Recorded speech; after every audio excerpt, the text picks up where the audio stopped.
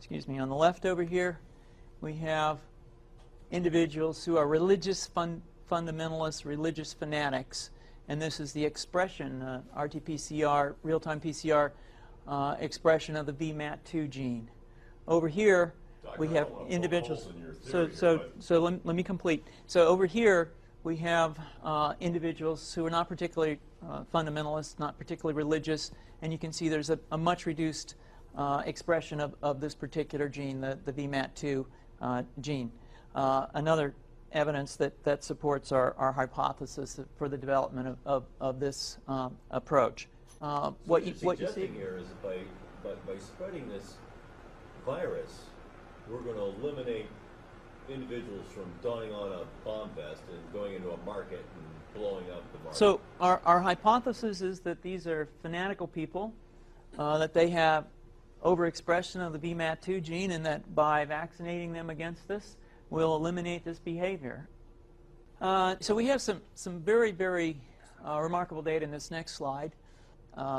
Here we have two brain scans. These are fMRIs.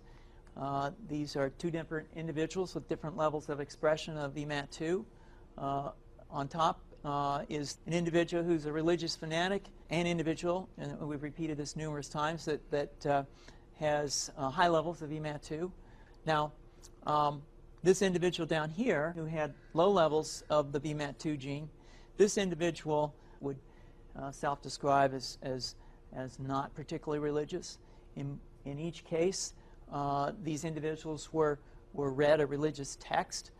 This individual lit up the right middle frontal gyrus, shown here, and that's a part of the brain that's associated with theory of mind. It's a part of the brain that has to do with intents and beliefs and desires.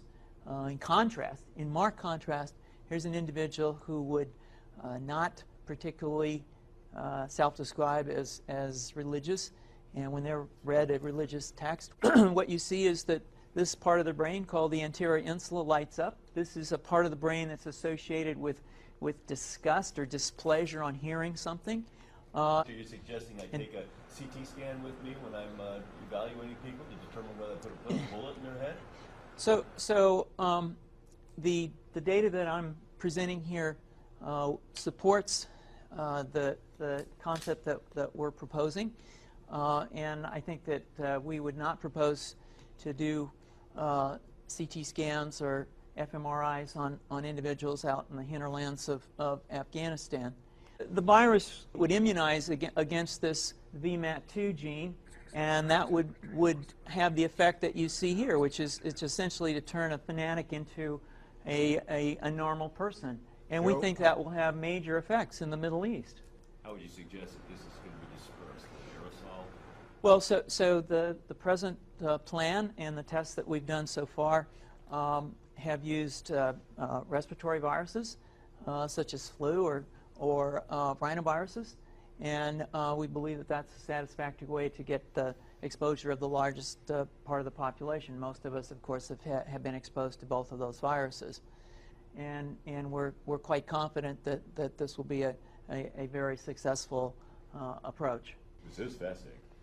What's the name of this proposal? Yeah, so the name of this project is FunVax, which is the vaccine for religious fundamentalism. And you have a proposal already?